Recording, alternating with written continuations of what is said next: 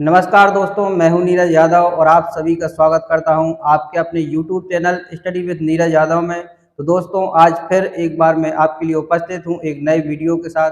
तो आज मैं इस वीडियो में लेके आया हूं श्रेणी का तीसरा पार्ट, और इस श्रेणी के तीसरे पार्ट में मैं लेके आया हूं आपके लिए गुणोत्तर श्रेणी। तो गुणोत्तर श्रेणी को आज हम पढ़ेंगे। उससे पहले मैं बता दूं कि आपको कि मैंने पिछले वीडियो में आपको समांतर श्रेणी पढ़ाई थी और समांतर श्रेणी से हमने सभी प्रकार के सवालों को करना सीखा था।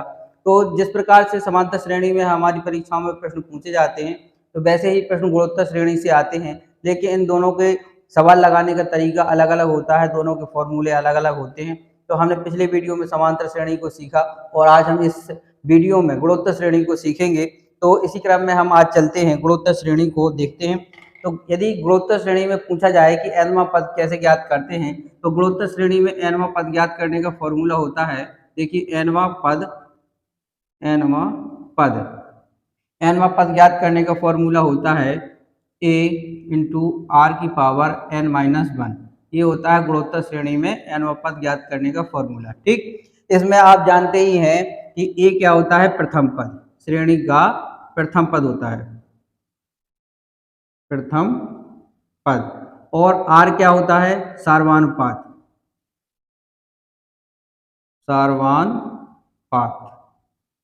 ठीक। अब सार्वनुपात क्यों होता है, समांतर श्रेणी में होता था सार्वांतर, क्योंकि हम उसमें अंतर देखते थे, लेकिन इस गुणोत्तर श्रेणी में हमें अनुपात देखना होता है। हमने जो कि पिछले वीडियो में आपको बताया था कि हम जब तीसरे पद में दूसरे पद में पहले पद का भाग देते हैं या तीसरे पद में दूसरे पद का भाग देते हैं, तो जो उनका दोनों का आंसर आएगा वो सेम ही आना चाहिए, तब यह गुणोत्तर श्रेणी या समांतर इस गुणोत्तर श्रेणी होगी। ठीक, तो ये क्या है कि तीसरे और दूसरे में और दूसरे और पहले पद में अनुपात क्या है, सेम होना चाहिए, तो ये सर्वानुपात है। इसी प्रकार हर पद के बीच में अनुपात सेम होना चाहिए, तो इसको कहते हैं आर सर्वानुपात। और एन क्या होता है, ये तो पद ही होता है, जो पद हमसे पूछा जाता है या जिन पदों का योग पूछा जाता है। तो इस में सबसे पहले सवाल में प्रश्न आता है कि nवां पद ज्ञात कीजिए। तो इस प्रकार के सवाल हम करना सीख रहे हैं, तो इस फॉर्मूले से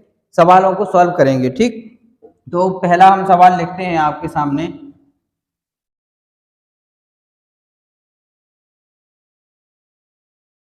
सवाल है 1, 3, 9, 27। ये हमारे पास श्रेणी है, इसमें 8वां पद ज्ञात कीजिए। मान लीजिए प्रश्न आ गया 8वां पद ज्ञात करें। तो 8वां पद ज्ञात करने के लिए हमें क्या करना पड़ेगा, पहले हमें पता करना पड़ेगा कि इस श्रेणी में अनुपात सर्वानुपात क्या है। तो सर्वानुपात ज्ञात करने के लिए हम देखते हैं कि पहले 3 में 1 का भाग दे देंगे। ठीक, 3 में 1 का भाग हमने दे दिया, तो क्या आया, यहाँ पर 3 आ गया। या फिर हम 9 में 3 का भाग दे देंगे, 9 में 3 का भाग दे देंगे, तब भी 3 आ गया। इसी प्रकार हम यहाँ 27 में भी 9 का भाग देंगे, तब भी 3 आएगा। यानी कि प्रत्येक पद के बीच में जो अनुपात निकलेगा वो सब सेम निकलेगा। ठीक, तो यहाँ पे हमें देखने को मिला कि हमारा सर्वानुपात क्या है, 3 है। तो हमें 8वां पद ज्ञात करने के लिए क्या करना है, 8वां पद ज्ञात करने के लिए लिखेंगे a इंटू आर की पावर n-1। ठीक, अब यहाँ पर a क्या है, 1 है, तो लिखेंगे 1 इंटू आर क्या है, 3, और n क्या है, 8। तो 8 में से जब हम 1 घटा देंगे तो होगा 7, यानी 3 की पावर 7। और जब हम 3 की पावर 7 को हम सॉल्व करेंगे तो हमारा आंसर आएगा 2187, यानी 2187। ठीक, कहने का मतलब ये है कि ये श्रेणी है, इस श्रेणी को जब हम आगे बढ़ाते जाएंगे तो जो 8वां पद होगा वो होगा 2187। ठीक, इस प्रकार से हमारी परीक्षाओं में प्रश्न पूछे जाते हैं। तो इसी प्रकार का हम एक प्रश्न और करेंगे।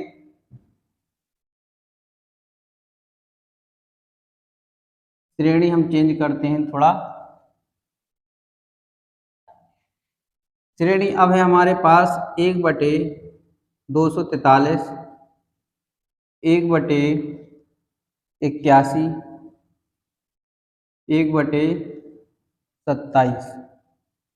ठीक, इसमें ये श्रेणी है, इसमें हमें 8वां पद ज्ञात करना है। ठीक, तो कहने का मतलब दोनों प्रश्नों में अंतर ये है कि ये बताने का प्रयास कर रहे हैं हम आपको कि परीक्षाओं में जो श्रेणी दी जाएगी वो पूर्णांक में भी दी जा सकती है और इस रूप में, इस फॉर्म में भी दी जाती है, यानी वैल्यूओं के फॉर्म में भी दी जा सकती है। तो आप देखिए इस प्रश्न को हम सॉल्व करेंगे। इसमें सार्वनुपात कैसे निकालेंगे? हम यहाँ पर 1/81 में भाग दे देंगे 1/243 का। अब आपको इतना तो पता ही है, जब इस फॉर्म में भिन्नों को हम जब एक दूसरे से भाग देते हैं तो ये सबसे जो नीचे होता है उसका मल्टीप्लाई सबसे ऊपर होता है और इसका मल्टीप्लाई यहाँ हो जाता है। ठीक, तो ये क्या हो जाएगा यहाँ पर 243/81। जब 81 से इसको हम डिवाइड करेंगे तो आएगा सार्वनुपात 3। ठीक, सार्वनुपात आ गया 3। अब हम सॉल्व करेंगे, ये है T8, यहाँ हो जाएगा a इंटू r⁻n-1। अब यहाँ पर a, पिछले सवाल में क्या था, a था 1, लेकिन अब है a 1/243, तो लिखेंगे 1/243, मल्टीप्लाई है तो मल्टीप्लाई लगा दिया। ठीक, r क्या है 3। ठीक, और 8वां पद ज्ञात करना है तो 8 में से 1 घट जाएगा तो आ जाएगा यहाँ पे 7। अभी हमने पिछले सवाल में ही इसको सॉल्व किया था 3 की पावर 7 को, तो आंसर आया था हमारे पास 2187, यानी 2187। तो हम यहाँ पर 1/243 मल्टीप्लाई 2187 लिखेंगे। ठीक, अब हम इससे इसको डिवाइड कर देंगे तो आंसर हो जाएगा हमारा 9। ठीक, कहने का ये है कि ये जब श्रेणी आगे चलती जाएगी तो जो 8वां पद होगा वो 9 आ जाएगा। ठीक, अब हम एक अलग प्रकार का सवाल करेंगे। जिस प्रकार से समांतर श्रेणी में अब दूसरा सवाल हमसे पूछा जाता था कि n पदों का योग ज्ञात कीजिए, तो n पदों का योग ज्ञात करने के लिए देखते हैं क्या करेंगे।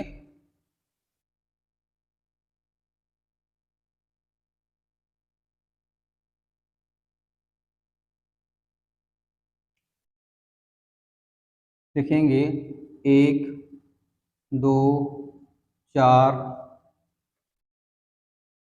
8, 16, 32। इसमें 12 पदों का योग ज्ञात कीजिए। इसमें 12 पदों का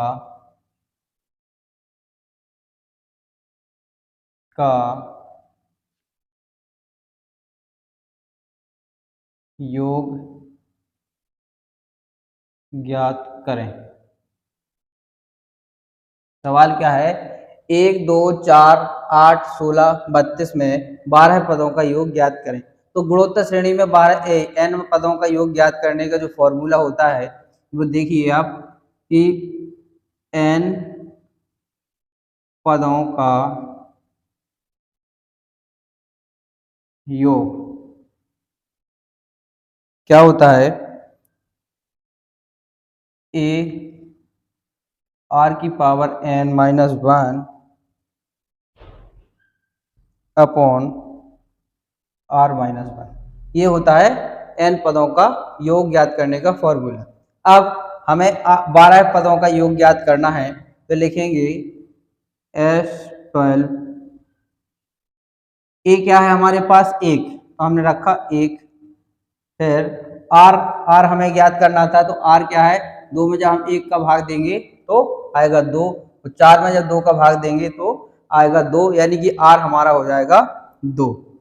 ठीक, अब n पदों का योग ज्ञात करना है, यानी 12 पदों का योग ज्ञात करना है, तो यहाँ n की जगह हो जाएगा 12 माइनस का 1, या यहाँ हो जाएगा 2 में से 1 चला जाएगा तो बचेगा 2 माइनस 1। ठीक, इस प्रकार से लिखेंगे।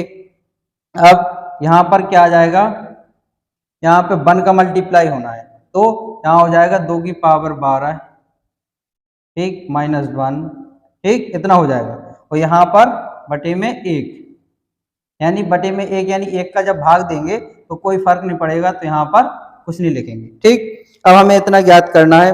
अब हमने ज्ञात किया कि 2 की पावर 12 है, यानी कि 2 की पावर जब हम 12 को सॉल्व करेंगे तो हमारा आंसर आ जाएगा 4096।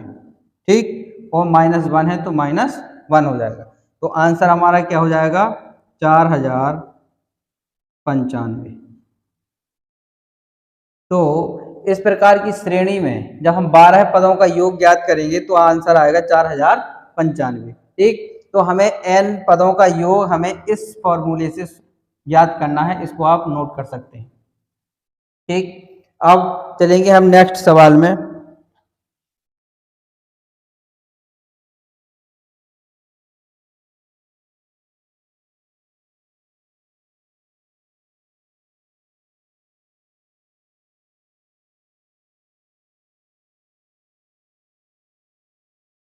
अब हमारे सामने सवाल है 1 + 1/2 + 1/4 + 1/8 + 1/16 + 1/32 का योग ज्ञात करें। ठीक, अब इसमें ये श्रेणी है। ठीक, श्रेणी सिर्फ यहाँ तक है, अब इसके आगे नहीं है। तो हमें आपके सामने सवाल है कि 1 + 1/2 1/4 1/8 1/16 और 1/32 इन सब का योग ज्ञात करना है। ठीक, यदि हम यहाँ पर योग ज्ञात करें, यह ना भी लिखते तो हाँ यहाँ पर प्लस का निशान लगाए, इसका मतलब इनका योग ज्ञात करना है। ठीक, तो n पदों का योग ज्ञात करने का जो फॉर्मूला था वह क्या था, n पदों का योग क्या था a। ठीक, यहाँ r की पावर n-1 अपॉन r-1 ये फॉर्मूला था। अब यहाँ पर हम देख रहे हैं कि a क्या है, 1 है, तो लिखेंगे 1। ठीक, अब r क्या है, इसमें हम r ज्ञात करेंगे। ठीक, r यहाँ पर ज्ञात करेंगे, क्या किया, इसमें 1/2 में जब हम 1 का भाग देंगे तो क्या आएगा 1/2 ही आएगा। ठीक, और यहाँ पर जब हम 1/4 में 1/2 का भाग देंगे तो क्या हो जाएगा, यहाँ पर 2, तो यहाँ पर 4, यानी 2/4 हो जाएगा, इसका मतलब 1/2। यानी हम कह सकते हैं कि इस श्रेणी का सार्वनुपात 1/2 है। तो हम यहाँ पर लिखेंगे 1/2। अब n पद क्या है, इसमें पदों को हम गिन लेते हैं, 1 2 3 4 5 6, यानी पद हमारे पास क्या है 6, तो यहाँ पे लिख देंगे 6, यहाँ -1, तो यहाँ पर 6 - 1 इतना हमने लिखा।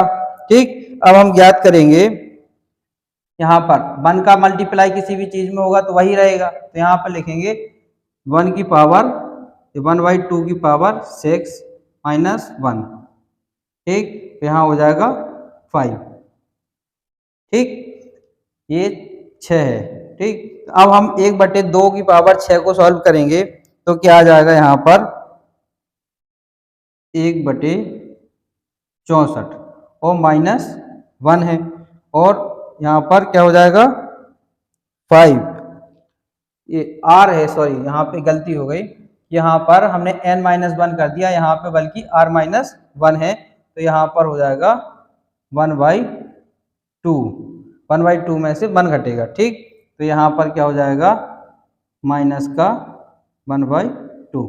ठीक, यहाँ हो जाएगा -1/2। जब हम इसको सॉल्व करेंगे तो क्या आएगा, -63/64 अपॉन -1/2।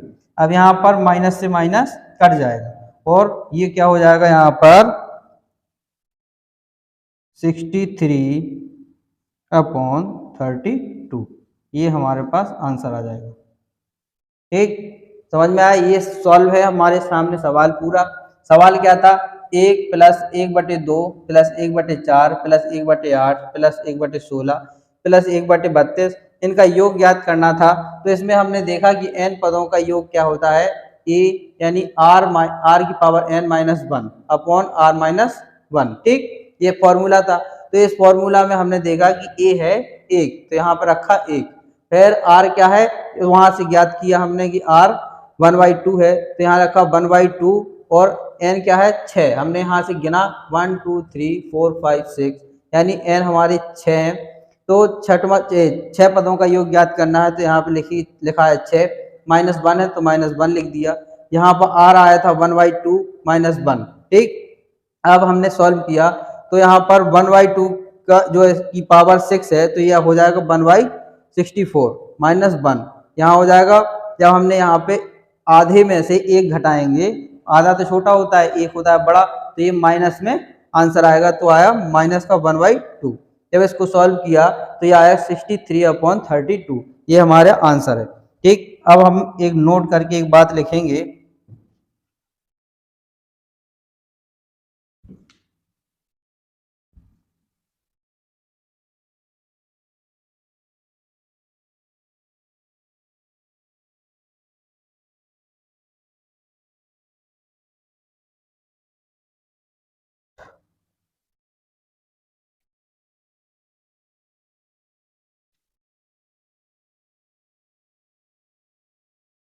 नोट करके लिखिए, यदि गुणोत्तर श्रेणी में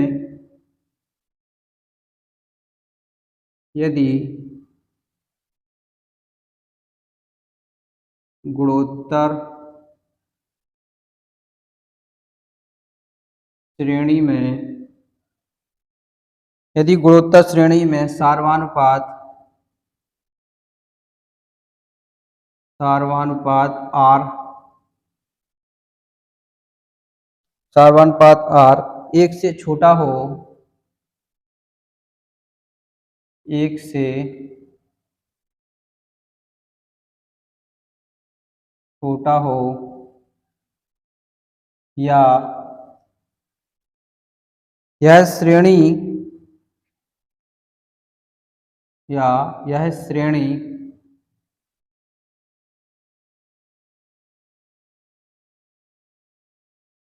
अनंत पदों तक हो, अनंत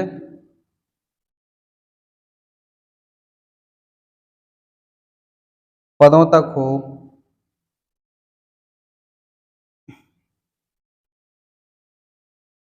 तो उन सभी पदों का योग, तो उन सभी पदों का योग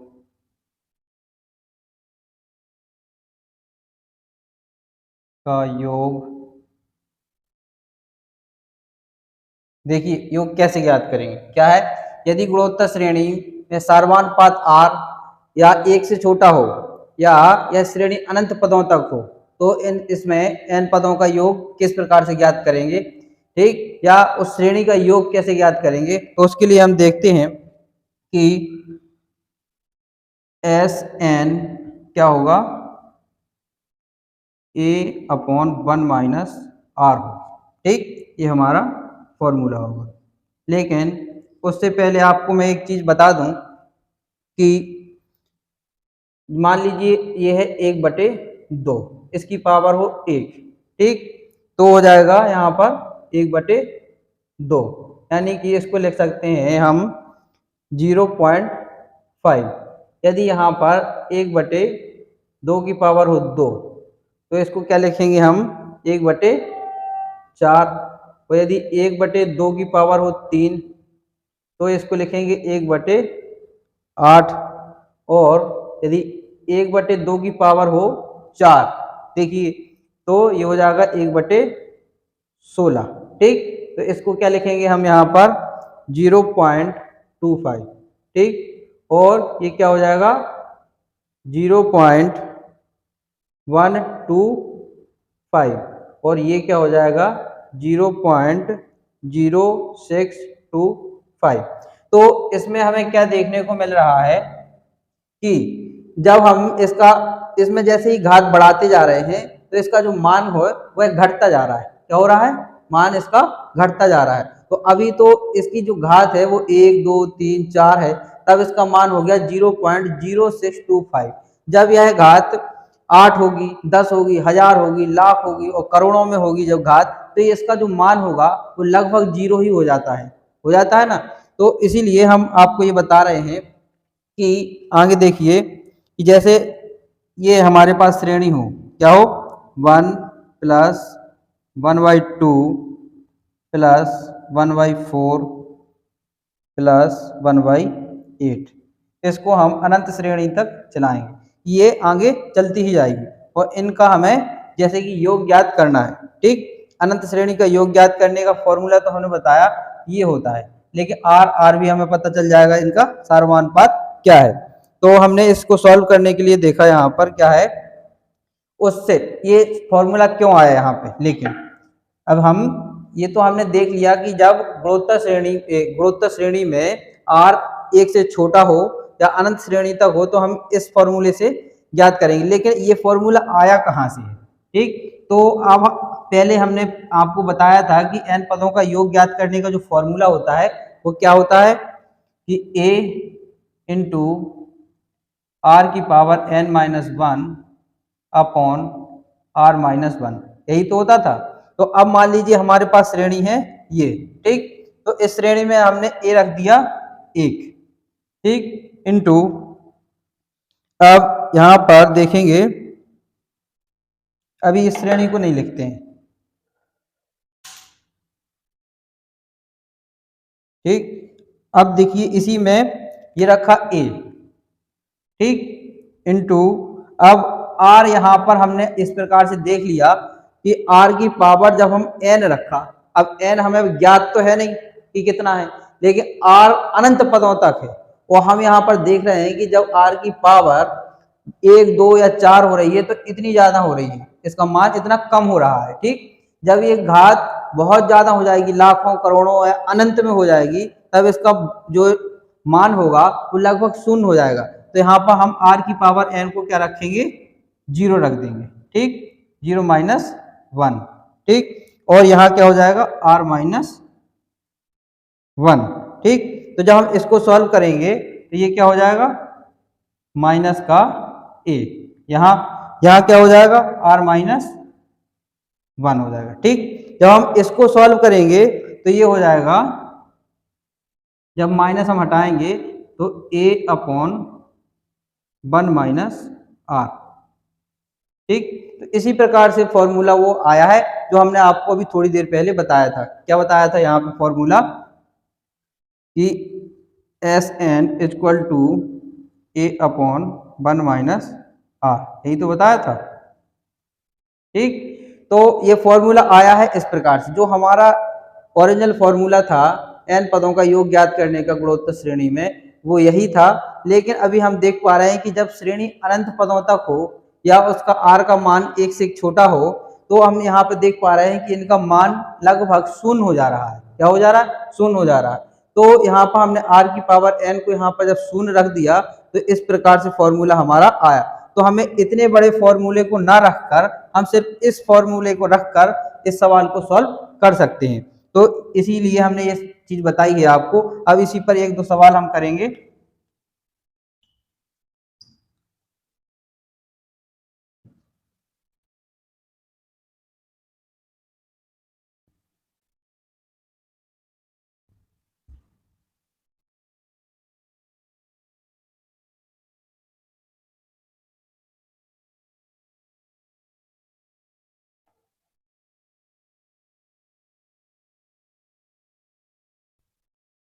देखिए जैसे सवाल है 1/3 प्लस 1/9 प्लस 1/27, ये चलेगी अनंत पदों तक। ये श्रेणी कहाँ चलेगी, अनंत पदों तक। तो इनका हमें योग ज्ञात करना है, ये क्योंकि प्लस लगा है। तो क्या होता है formula, Sn equal to a/1 r। अब यहाँ पर a क्या है, 1/3, तो लिखेंगे 1/3, ये 1 माइनस r क्या हो जाएगा, 1/9 में जब हम 1/3 का भाग देंगे तो ये हो जाएगा 1/3, ठीक। और जब हम यहाँ लिखेंगे 1/3 अपॉन 2/3, तो आंसर क्या हो जाएगा 1/2। ठीक, इस प्रकार से सवालों को सॉल्व करना है।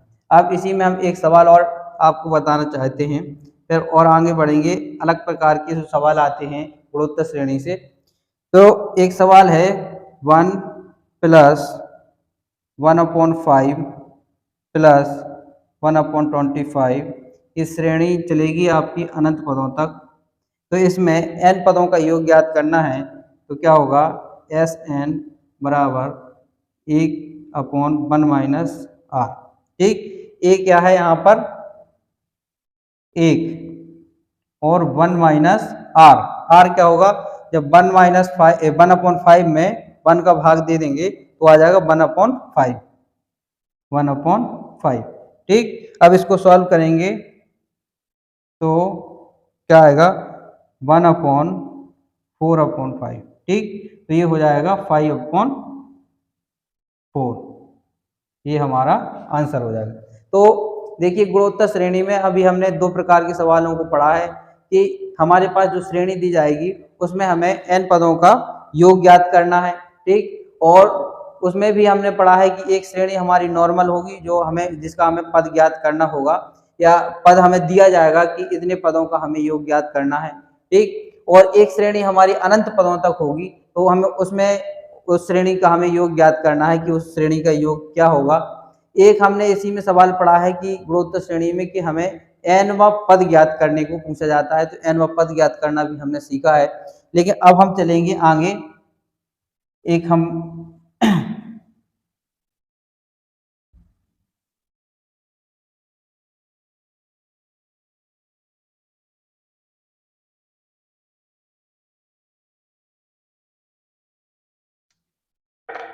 इसी में हम एक डायग्राम आपको बताते हैं।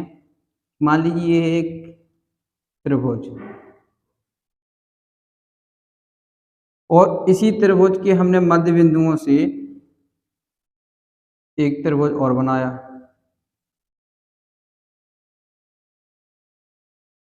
फिर जो अंदर त्रिभुज है उसके मध्य बिंदुओं से फिर एक त्रिभुज बनाया। ठीक, तो ये प्रक्रिया सीधे अंदर तक जा रही है, अनंत पदों तक जा रही है। ठीक, ये हम त्रिभुज अनंत तक बनाते चले जाएंगे।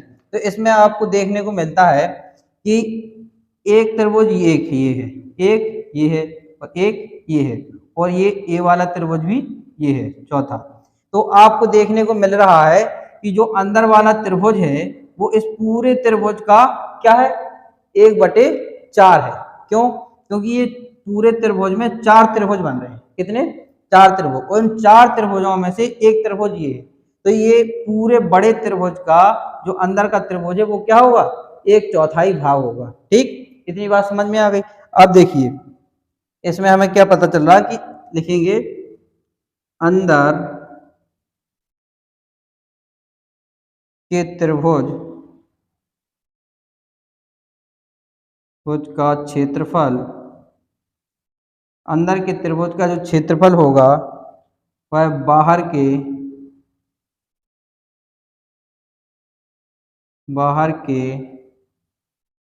त्रिभुज के क्षेत्रफल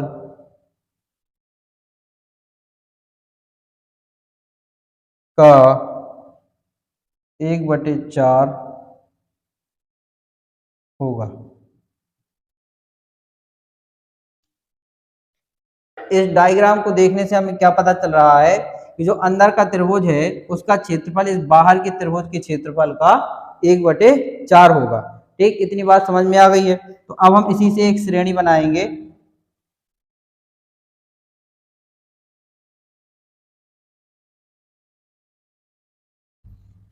एक सवाल लिखिए, उससे पहले सवाल है एक त्रिभुज के मध्य बिंदुओं को एक त्रिभुज के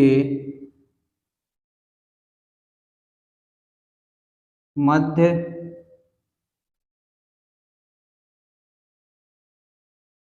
बिंदुओं को एक त्रिभुज के मध्य बिंदुओं को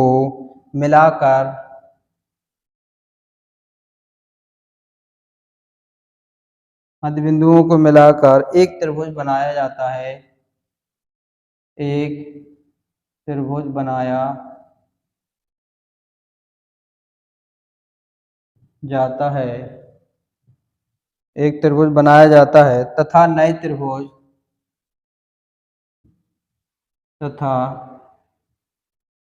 त्रिभुज के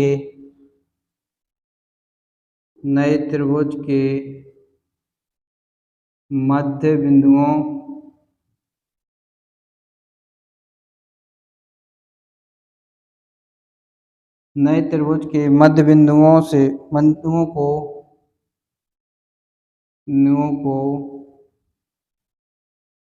मिलाकर एक नया त्रिभुज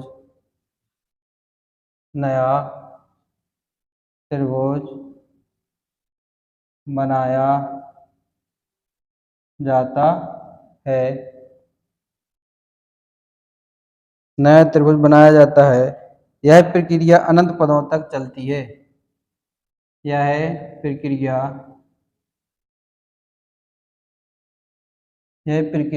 अनंत पदों तक चलती है।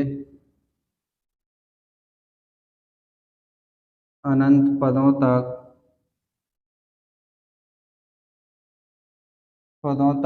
चलती है।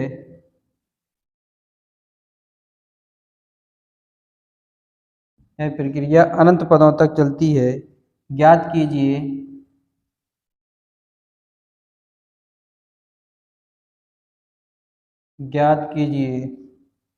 इस प्रकार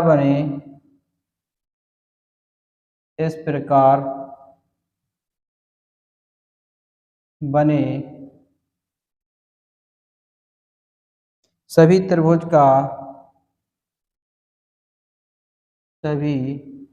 त्रिभुजों का क्षेत्रफल ज्ञात कीजिए। त्रिभुजों का क्षेत्रफल का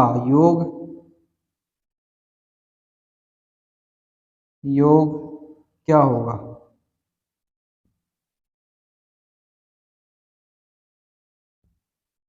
सवाल क्या है, एक त्रिभुज, वही बताया जो हमने डायग्राम आपको दिखाया था अभी बना के, उसी को बताया है कि एक त्रिभुज है, उसके मध्य बिंदुओं को मिलाकर एक त्रिभुज बनाया जाता है और उस त्रिभुज के भी मध्य बिंदुओं से मिलाकर एक त्रिभुज बनाया जाता है। यह प्रक्रिया अनंत पदों तक चलती है।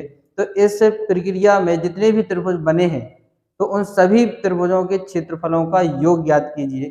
तो क्या करेंगे इस प्रकार के प्रश्न में हम देखेंगे, जो पहला त्रिभुज है उसका क्षेत्रफल क्या होगा, 1 होगा।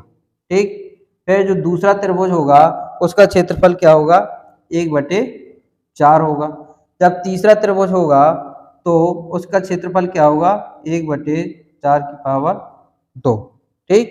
फिर जो चौथा त्रिभुज होगा 1/4 इसी प्रकार यह प्रक्रिया अनंत पदों तक चलती जाएगी। तो इस प्रकार से हमें क्षेत्रफल ज्ञात होते जाएंगे।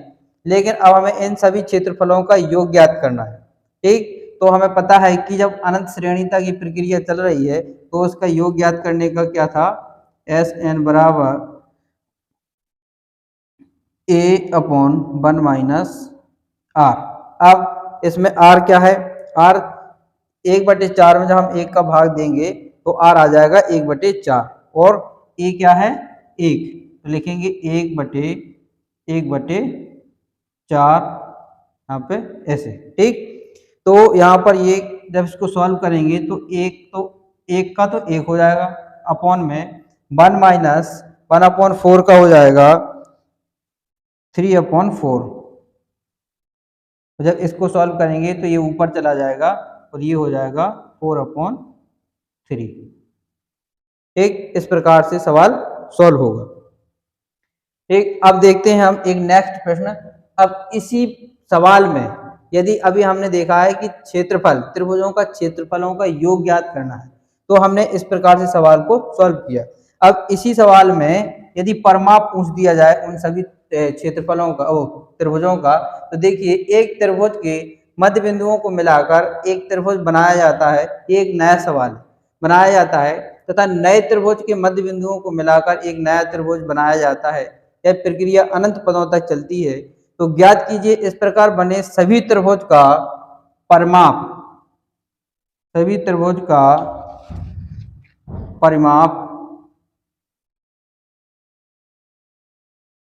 परिमाप का योग क्या होगा।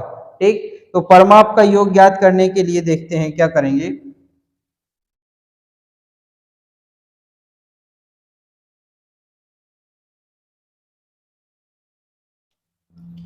उसके लिए देखिए, मान लीजिए ये है एक त्रिभुज, ठीक, बड़ा त्रिभुज, इसके मध्य बिंदुओं से हमने एक त्रिभुज बनाया, ये बना, ठीक। अब यहाँ पे देखिए कि एक रेखा ये है और एक रेखा ये है, ये दोनों सेम है, ठीक है, क्योंकि ये मध्य बिंदु है, ये क्या है, मध्य बिंदु। तो इस रेखा को आधा आधा बांट रहा है, तो इसकी जो लंबाई होगी वही इसकी लंबाई होगी, ठीक, और जो इसकी लंबाई होगी वही इसकी लंबाई होगी, जो इसकी लंबाई होगी वही इसकी लंबाई होगी, ठीक। इतना देखने को पता चल रहा है। तो एक मान लीजिए ये हो गया, एक ये हो गया, एक ये हो गया, एक ये, एक ये एक। तो इन सभी का, इस जो बड़ा त्रिभुज है उसका हम परिमाप मान लेते हैं कि 1 2 3 4 5 6, ठीक। इसका परिमाप क्या हो जाएगा, 6 हो जाएगा। लेकिन इसका परिमाप क्या होगा, 1 2 3, क्योंकि जो ये रेखा है वो इसके बराबर है, ये रेखा है इसके बराबर है, ये रेखा इसके बराबर, इसके बराबर, तो इसका परिमाप क्या हो जाएगा, 3 हो जाएगा, ठीक। तो जो इसका परिमाप इसके परिमाप का क्या हो जाएगा, 1/2 हो जाएगा। कितना हो जाएगा, 3/6, यानी 1/2 हो जाएगा, ठीक। तो अब हम देखते हैं जब 1/2 हो जाएगा तो इस सवाल को किस प्रकार से सॉल्व करेंगे। तो लिखेंगे इसमें 1 + 1/2 + 1/2 की पावर 2 + 1/2 की पावर 3, और यह प्रक्रिया अनंत पदों तक चलती जाएगी। तो अब हमें ये श्रेणी मिल गई है और हमने इस प्रकार के सवालों को सॉल्व करना सीख ही लिया है। तो हम लिखेंगे Sn बराबर a/1 - r।